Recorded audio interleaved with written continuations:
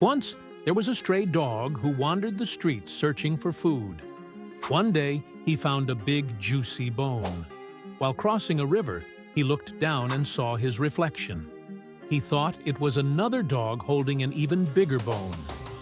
As he opened his mouth to bark, the bone he was carrying fell into the water and sank.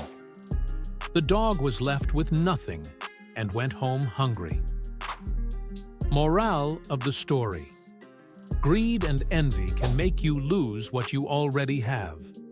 Be content and grateful for what you possess.